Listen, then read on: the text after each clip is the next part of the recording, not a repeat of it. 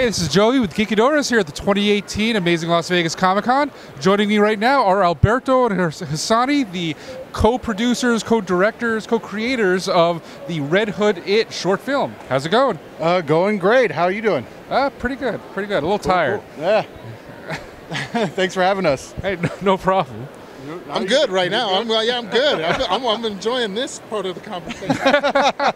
All right, well, a one-sentence summary, Red Hood It is a mashup of the Red Hood, Jason Todd, kind of a Batman universe character, and It, Pennywise the Clown, Killer Clown type of thing. So can you expand on that beyond just the little quick thing I said? I mean, the general premise of the film is, for Red Hood It, we take the idea that what if all the villains in Gotham City were actually one dark entity that took the shape of everything you fear, manifested itself, and could be all the villains in Gotham. And that's kind of the rabbit hole we go down in Red Hood It, where Jason Todd is investigating a string of missing children, and it leads him to Pennywise.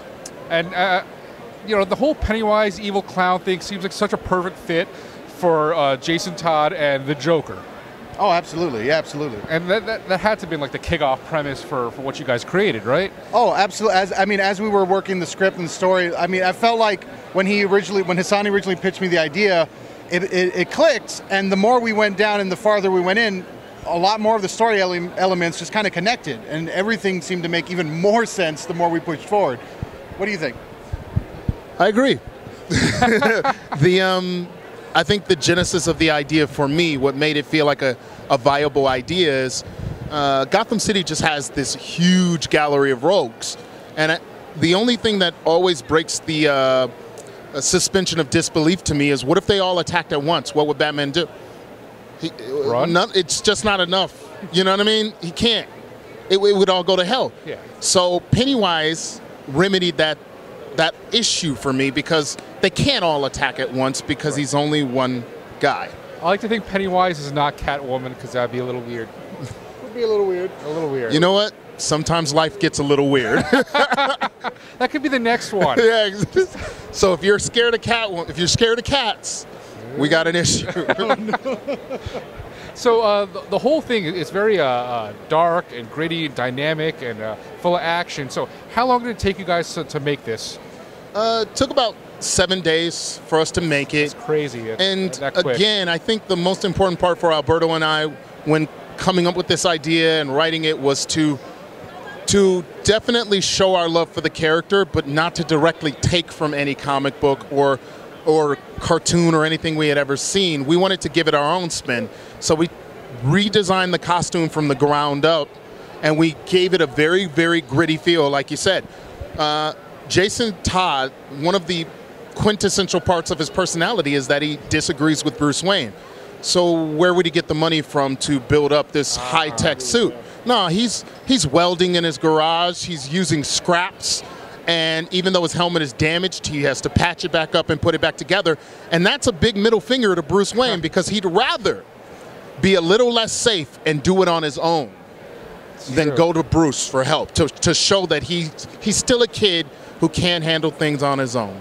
And at the same time, his methods are much more brutal than something that Bruce would do, so anything Batman would do. 100%. And I think that's also a giant middle finger to his upbringing. It's a big rebellious phase. And a lot of middle fingers. Yeah. Yeah. Exactly. So the whole film is not. It's not for kids. By the way, if you're a kid, don't watch this. Yeah, it's a Make little sure you're violent. grown up.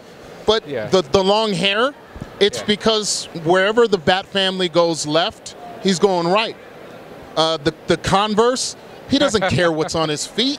You know what I mean? When something happens, he's going to do something about it. And if he doesn't have the money for tactical boots, he ain't, what? Is he going to sit around and let kids disappear because he doesn't have the right boots? Oh, yeah. Doesn't have Lucius Fox making him, bat boots. Real heroic. Yeah. You're a hero whether you have it or not. It's either in you or it's not. And this character, although his methods are a little darker than Batman's, it is a permanent solution, whereas Batman's is temporary. And then the whole, the use of Pennywise and It, and the whole foundation is that he feeds on fear, and how fear is such a motivating factor for so many characters in the Bat universe. Absolutely. Yeah, especially with like the Bat family, they all kind of model themselves after using fear. And I mean, one of the great things is when we talk about like the bleeding over elements, Pennywise using fear, what other Batman villain does that? Scarecrow. Yeah. You know, and like you mentioned earlier, there is a resemblance to the Joker. So in Pennywise, you're getting Joker, Scarecrow, Clayface. You know, he lives in a sewer like Killer Croc. Yeah. You know, so it's like it all just started coming together. We're like, wow, this is awesome. It It's depends perfect. on who you are. It's about exploiting weaknesses. If you think about it, it's the exact antithesis of Batman. Or actually, it's the same. Batman exploits your weaknesses. So if you're afraid of the dark, Pennywise is also Batman? he could be if you were afraid of him. That's pretty good. So think about it. Think about what that would mean for a Jason Todd. And also think about the genesis of the Jason Todd Red Hood story. Was he killed by a crazed clown who just likes to kill people, or was he killed by a crazed clown that feeds on young people? Jason may know this enemy more intimately than Bruce ever did, unless Bruce's genesis would come from maybe the guy who killed his parents wasn't Joe after Chill. his parents. Yeah, maybe he was Chill. after Bruce, Yeah. and that's why Bruce feels so guilty. So this is a rabbit hole that could just go deep and deep and deep. What if Bruce knew it was his parents protecting him, and that's why they died? I mean, so I just want to say, though, you don't have to know all this backstory to enjoy the short film. Not at all. It stands on its own. But the more you know about the Bat universe, the more layers you could see in the story. Absolutely, and I think as filmmakers, we always try to approach it from that perspective first. Tell a good story. Tell something that if someone was just scrolling through and it came up, they could watch it and enjoy it. But something at the same time, we inject the fan culture and the history into that, so the fans will really enjoy all the little details that we throw in there. But again, you don't have to be a diehard fan to enjoy the film. All right. I think the experience embodies why fans make films too. Like, if I was to make a Batman versus Catwoman story, well, we saw that with Tim Burton. Yeah. Anything that is the logical choice, let the studios make it, because that's what they're gonna do.